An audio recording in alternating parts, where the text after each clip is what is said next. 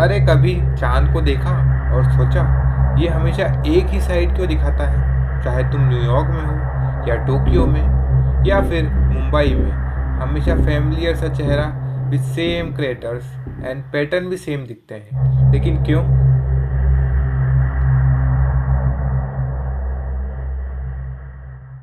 आज हम इसी कॉस्मिक मिस्ट्री को सॉल्व करेंगे कि हमें चांद का सिर्फ एक ही साइड क्यों दिखता है और दूसरा क्यों नहीं, और खोलेंगे चांद के सीक्रेट्स। तो चलिए शुरू करते हैं।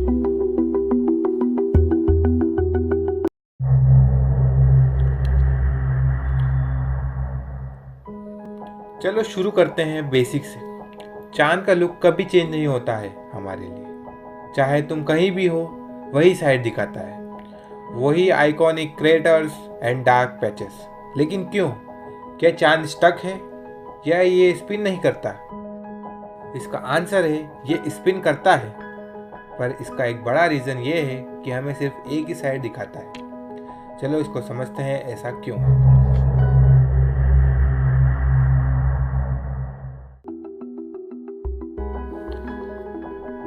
इसका सीक्रेट है टाइडल लॉकिंग। देखो कैसे काम करता है ये। चांद को अपनी एक्सिस पे फुल रोटेशन करने में लगते हैं 27.3 डेज। और गैस करो, अर्थ के अराउंड ऑर्बिट करने में कितना समय लगता है?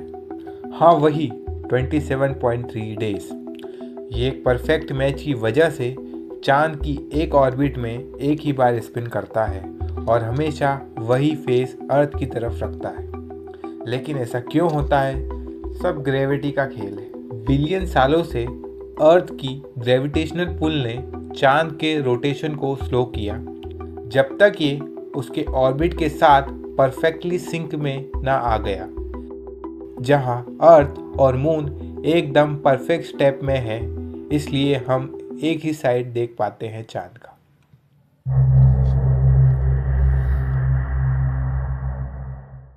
अब यहाँ बात थोड़ी और मज़ेदार हो जाती है। जो साइड हमें नहीं दिखता था, जिसको हम फार साइड कहते थे या फिर कभी डार्क साइड भी कहते थे, वो बिल्कुल अलग है। इसका सर्फ एक क्रेटर से भरा हुआ है और स्मूथ और डार्क है। लेकिन इसको डार्क साइड मत कहना, क्योंकि इसको उतनी ही सनलाइट मिलती है जितनी दिखने वाले साइड को मिलती है। ये एक मिस्ट्री था जब तक 1959 में सोवियत यूनियन के लूना मिशंस ने इसका राज नहीं खोला।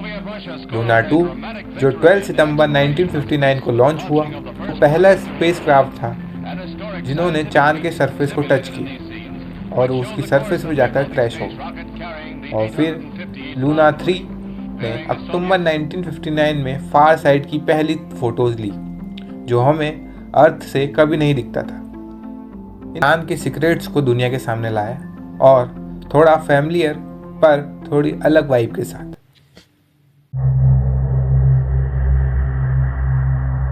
टाइडल लॉकिंग सिर्फ चांद तक ही नहीं, ये एक कॉस्मिक चीज़ है। सोलर सिस्टम में कई मून्स हैं, जैसे जुपिटर का यूरोपा, सैटर्न का टाइटन अपने प्लैनेट्स के साथ टाइडली लॉक्ड है।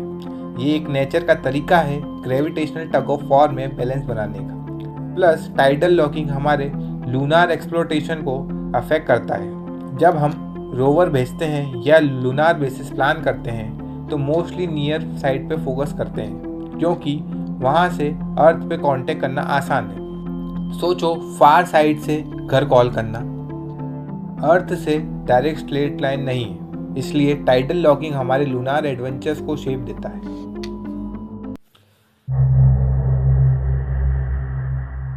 एक मजेदार फैक्ट सुनो, चांद परफेक्टली लॉक्ड नहीं है।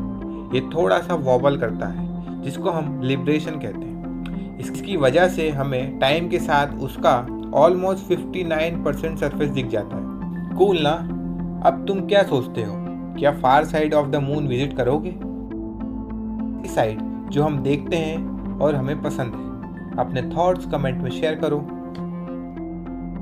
तो ये थी कहानी कि हमें चांद का सिर्फ एक साइड ही क्यों दिखता है। ग्रेविटी, कॉस्मिक थिंग्स और 1959 के लूना मिशन का थोड़ा सा मैजिक। अगर ये कॉस्मिक डाइव पसंद आई हो तो लाइक बटन दबाओ, शेयर करो, बेल आइकन प्रेस करो ताकि और स्पेस एडवेंचर देख सको। तब तक ऊपर देखते रहो और चलो यूनिवर्स को साथ में एक्सप्लोर करते हैं।